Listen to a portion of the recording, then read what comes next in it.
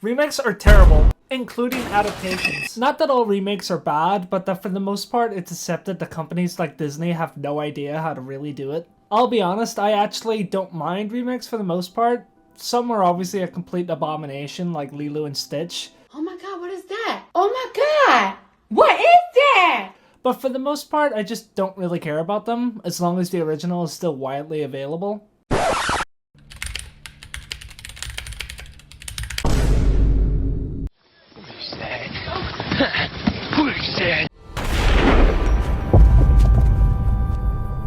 For me, there's a bigger sin, because whether you love or hate the new Lilo and Stitch remake, it is still very clearly trying to adapt those characters, albeit just poorly.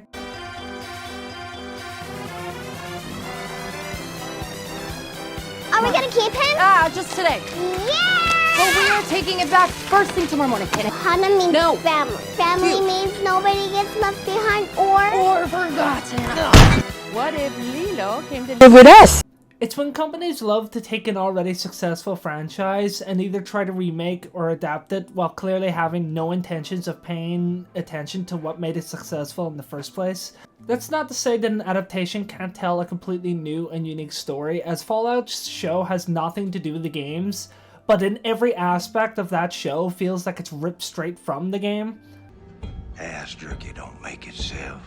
It can often feel like these products started as their own unique story, some passion project that a writer had, and as soon as it went up the chain, it got changed halfway through. Whether it's the new Until Dawn movie that was clearly inspired and meant to be a Happy Death Day type movie, but got shoehorned into an Until Dawn movie, even though the entire point of the original game was not restarting to try and survive, but your choices being so fucking important that one tiny mess up leads to a character's demise. Or the 2024 Resident Evil show that had the names of the iconic characters but had absolutely nothing to do with Resident Evil whatsoever. The worst sin that show commits is to try and name the zombies something different. They're zero strain carriers. zeros can't talk. That zero that you had chained up. In a franchise that constantly calls them zombies and BOWs. If they didn't want to use the word zombie, BOW was right there anyway. In shows like The Walking Dead, I can actually give it somewhat of a pass when they try to come up with creative names for zombies, because they have the excuse that in-universe the zombie media doesn't exist. The thing that these all have in common is that if you remove the references to the franchises that they pretend to be in, then they would actually end up being a lot more praised and a lot better. And I think that this is most true for the Child's Play remake. I was actually shocked when I first watched it because I came out thinking, man, I wish that just wasn't a Chucky movie. The biggest red flag, aside from the creators, was the announcement that MGM's Child's Play remake is not going to include any voodoo. Which is wild, considering the original premise of the movies is still running with voodoo to this day. And yeah, once you watch it, you'll realize that this literally has nothing to do with Child's Play. It has no similarities other than Chucky's appearance and the butchering of Andy and Karen's characters. When I was younger, I was petrified of Chucky. Went on till I was around 13, maybe a little too old to be getting afraid of dolls still. But still, walking past my sister's room was terrifying to me because she had this horrible looking doll. And it was just like this beanbag body too. It was horrible. I hated it. And I remember that sometimes I would even slap it just to make sure it wouldn't murder me in the middle of the night. And you know what? I look back on that, and if that doll was alive, that was a terrible fucking idea. That thing would have came after me first. This fear never actually came from watching the movies though, but seeing glimpses of it because my mother was a huge horror buff growing up, and she was always watching horror movies. One of my earliest memories isn't even watching a movie at all. It's a dream set during Chucky 2, during the factory sequence that my mind had concocted in a strange and vivid version of the ending of that movie. When I watched it years later, I recognized it, but it was nothing like I remembered. That's to say, Chucky has been haunting me for many years, and when I turned 13, I had finally watched the first movie. To this day, it's still one of my favorite movies ever made. I fucking adore it. The first scene of Charles Lee Ray running away from Detective Norris and getting gunned down is amazing. A lot happens. We don't know why this man is on the run. We see his friend Eddie speed off without him screaming after him. Eddie, help me! Don't leave me, God, no! I fucking love Brad Dourif. Well, obviously he's Oscar nominated, but he deserves so much more recognition, especially for his voice acting. Amazing, isn't it? At this point of the franchise, it's left up to interpretation of what went on before this. He then gets killed in the gun store after saying some nonsense, which is obviously voodoo, and we learn that later in the movie. It's implied. The original movie does not spoon feed it to you. It doesn't say that, oh, Chucky is evil for sure. Oh, this man just possessed Chucky. The only thing we get is that Chucky's eyes, I believe Chucky's eye dilates a little. I really went into Chucky expecting the worst type of movie, to be honest. And maybe to some it really is the schlocky kind of horror that they hate, but for me it left my jaw on the floor. It left me with so many questions and I found it so captivating. Okay, so the original movie opens with such a strong sequence, so you would expect 2019 to do the same thing, right? It's an advert. I'll be fair, I don't think an advert was the worst choice, especially considering that the original Child's Play has a very strong advert that also plays near the start of the movie to introduce the good guy doll to us. The problem is they chose the most boring fucking advert in the world. This advert is supposed to be a child's advert. Now, don't get me wrong, it's been a while since I've been a child, and I don't have children of my own. I do have siblings, but I don't live with my parents anymore. So maybe this is a lot more what adverts are like these days, but to me it felt more like a fucking business advert. Could you imagine sitting, getting ready to watch SpongeBob, sitting watching Nickelodeon, sitting on a Saturday morning just enjoying your cereal, and this shit just comes on? I'd be flipping the channel to see if there was anything good on, or to watch any other adverts with some real toys. Where's the energy? There's nothing here. In the original, the commercial is just so much better and more exciting. It felt like something you'd actually see on TV while watching cartoons. And not only that, but we get to see Andy's reaction to that commercial in the most adorable way. Wow! Alex Vincent is the perfect casting choice, and this movie just comes nowhere close to that. Now, to be honest, I don't even think it's that creepy, and I don't know if it was trying to be. It, like, in some scenes, like the one where the mother sets it in the crib and it's glowing in the dark, that's kind of creepy, but I don't know if that's what it's going for, or if it's just trying to be an advert. It's just not... I feel nothing. This is so boring. This is such a bad way to open the movie. In the original Chucky movie, it's an urgent life-saving decision that Charles puts his soul into the good guy doll. That is the motivation. That is how we get stuck in the situation for the rest of that franchise. Pretty good setup, if you ask me. How does the 2019 version introduce the AI gone rogue? Is it A, just a malfunction in the coding? B, an AI learning about human life and hating it and trying to eliminate it? Something more on the lines of Terminator? Or C, a sweatshop employee purposely putting malicious malware into a doll that is obviously going to end up in the hands of a child? You serious? Like, I get he was in really shitty circumstances and not mentally all there, but, like, you're sending a malicious program out to the least responsible person for the position you were in. Even if this guy was fucking crazy, I don't get why he would do something like this instead of trying to escape or killing his boss or something like that. What makes this even worse is the guy commits suicide literally seconds after doing this. Anyway, for the most part, these movies go down a similar path. They start giving us an insight into the characters. I'm gonna get this out of the way now. I don't know how I feel about Aubrey Plaza playing Karen, because don't get me wrong, I love her, and I think that she's actually quite good in this movie, and the dialogue's actually quite decent. It didn't make me cringe at all like I thought it was going to. It gives me more of a Nani from the Lilo and Stitch movie vibes, and that makes sense because they did make her a lot younger.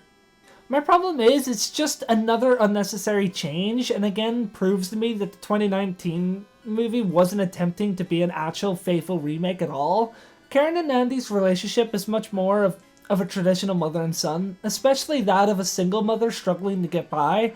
For me, it's so extremely compelling, and it's another reason had the 2019 version decided to not call itself Child's Play, it would have been a lot stronger, because it just wouldn't have been compared to Karen and Andy's relationship to begin with. Something I absolutely adore about the original Child's Play, and is often overlooked when people speak about it, is the fact that for the first half of the movie never actually confirms that Chucky is actually alive. This to me is very clearly intentional, especially when you learn that when the movie was called Batteries Not Included, a large part of the conflict of the movie was actually figuring out if what the boy was saying was true. Now, in 2025, everyone knows Chucky, so everyone knows the doll is alive going in, but due to the camera work, it's not really revealed anyway still until Andy runs away from school. Even then, the moment that we know for sure it's not in Andy's head is the moment Chucky comes alive in Karen's hand. And my god, Iconic doesn't even begin to describe the scene. It starts out with her shouting at the doll because she wants to believe in her son. She then scoffs at the idea and thinks she's going crazy. She then naturally just picks up the box and starts reading it, when suddenly the batteries just drop. As she opens Chucky's back and sees that there is no batteries inside, simultaneously Chucky's head turns around in the normal good guy voice. Hi, I'm Chucky. Wanna play? And rolls underneath the chair. Horrifying! At this moment, I am running out of the house. This is Chucky's house now. What's even better and draws out the tension of this incredible scene is that Chucky still has the upper hand, even though he's just a tiny fucking doll, and we know he's alive. Somehow that is the most terrifying thing he could possibly fucking do at this moment. But honestly, it surprised me that Chucky just kept his poker face up right up until Karen threatens to throw him in the fire, and then we get one of the best reveals I have ever fucking seen, and the best voice performance I have ever heard. You stupid bitch, you filthy slut! Did you fuck with me? Brad Dourif is Chucky, and no one will ever replace him. Except maybe Fiona. After biting Karen...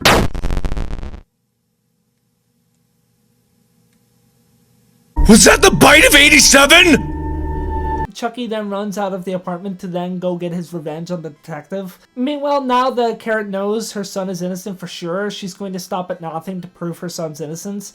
And this occurs right up until the sequel. This is a very strong character trait. Meanwhile, From the very start, we're certain Chucky has been tampered with.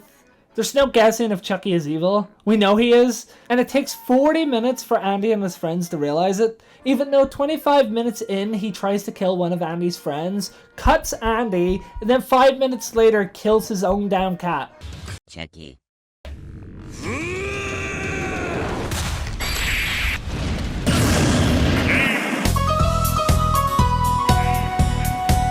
God, this movie's so fucking stupid. In the original film, not only does Andy immediately tell his mother and the detective that Chucky was on the countertop that night, Mommy! Mommy, I know who was on the kitchen counter. Andy. Who, Andy? I thought I told Who? Chucky. Your doll? but Chucky is manipulating Andy and telling him shit like Maggie deserved it. He said that Maggie was a real bitch and got what she deserved. How can you say something so horrible? In the 2019 film, Andy just keeps quiet because... fear, I guess? I don't know. It's so strange and stupid. Not to mention, it's bonkers for Andy in the 1988 movie to believe his doll is alive because it's just a doll.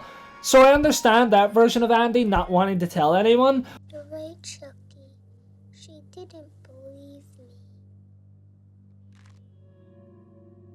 But in the 2019 remake, the doll is walking and talking around like it's part of the household. Like, this is something that the adults know, and Andy makes no attempt to tell any adult in the film what is actually happening until it's way too fucking late. Chucky did something to her. Sweetie. Chucky is a toy. Is a toy. Is a toy. So not only is it missing the aspect that Andy himself might be doing all of this, but it's missing the other aspect of the original film that the adults think that Andy is possibly making it up. Could you see how the script was just clearly about a different AI doll and had nothing to do with Chucky? This is way closer to Mithrigan than it is Chucky. If I'm being honest, I actually do like this movie more than Megan, but at least that movie didn't call itself fucking Chucky.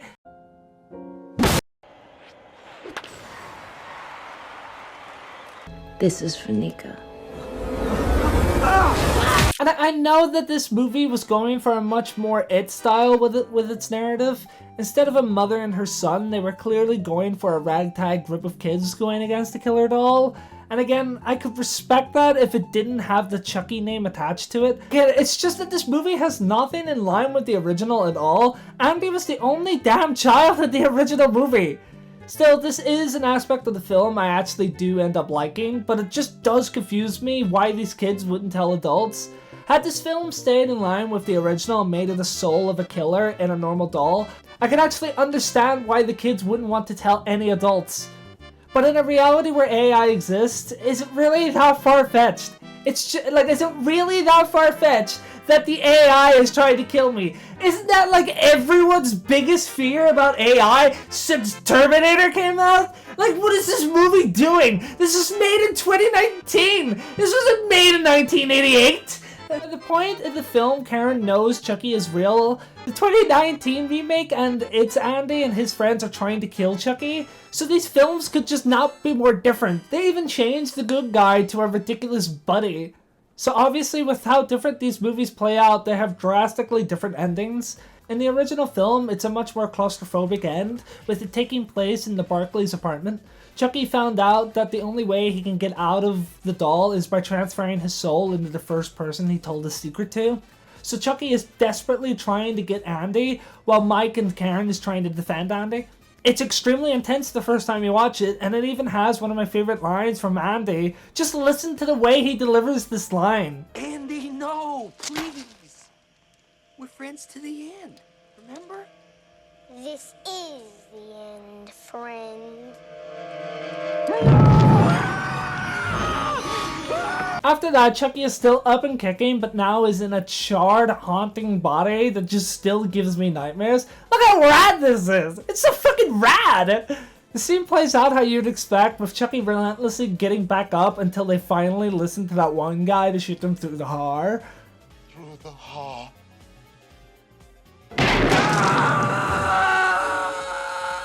The movie ends on a weird-ass freeze frame and on a bittersweet note. And to be honest, for what the 2019 film is, I actually quite like how it ends. It's a massacre at a supermarket because Chucky has taken control of all the AI products linked to the company.